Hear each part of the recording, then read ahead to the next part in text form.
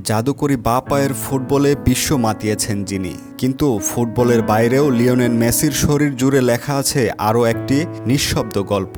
ট্যাটুতে ট্যাটুতে গাঁথা এক আত্মজৈবনিক কাব্য। আমরা চোখ রাখি সেই রহস্যময় ক্যানভাসে, যেখানে কালির প্রতিটি আঁচড় যেন হয়ে উঠেছে প্রেম, ত্যাগ, বিশ্বাস আর বিজয়ের প্রতীক। 2011 সাল, তখনও বিশ্বজয়ের পথে অনেকটা বাকি। সেই সময়ে মেসির শরীরে প্রথম ট্যাটু, বা কাদের পেছনে মায়ের ছবি। সেলিয়া কুচিত্তিনির প্রতিকৃতি যেন মেসির হৃদয়ে স্থায়ী শেকড়, যেখান থেকে তিনি প্রতিদিন শক্তি পান। ট্যাটু নয়, যেন মায়ের আশীর্বাদের ছায়া। বাঁ পায়ের পেছনে আঁকা দুটো ছোট হাত, মাঝখানে একটি হৃদয়, এবং তাতে লেখা নাম থিয়াগো। এটা শুধু এক পিতার ভালোবাসার প্রকাশ নয়, আত্মপরিচয়ের চিহ্ন। এরপর আসছে মাতেও, তারপর চিরো। ডান পায়ের গোড়ালিতে লেখা আছে 3 সন্তানের নাম ও জন্মস্থান, শরীরের নিচে কিন্তু হৃদয়ের ওপরে। রণাঙ্গনে যেমন নিঃশর্ত সতীর্থ দরকার, তেমনি জীবনে রুকুঞ্জ। ডান হাতে আঁকা আছে তার চোখ, ঠোঁট এবং মুকুট, রাজার গায়ে রানীর ছাপ।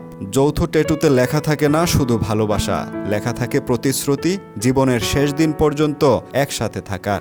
ডান হাতের মাংসপেশিতে খোদাই পদ্ম ফুল, রোজারিওর অজপাড়া গা থেকে বিশ্বসেরা হওয়া এক ছোটবেলার গল্প। পদ্মের মতোই কাদা থেকে উঠে এসে সৌন্দর্য ছড়ানো। প্রতিকূলতা জয়ের প্রতীক। মেসির ট্যাটুতে রয়েছে খ্রিস্টীয় প্রতীক, রোজ উইন্ডো এবং যিশুর প্রতিকৃতি।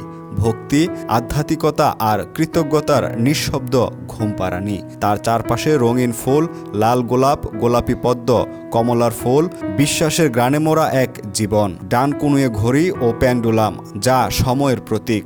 সময়, যা কিনা ফুটবলারদের সবচেয়ে নিষ্ঠুর প্রতিপক্ষ, আবার সবচেয়ে বড় শিক্ষকও। মেসির বাঁ পায়ে আছে বার্সেলোনার লোগো, জার্সি নাম্বার 10 এবং সেই বিশেষ ট্যাটু 5 অফ কাপস।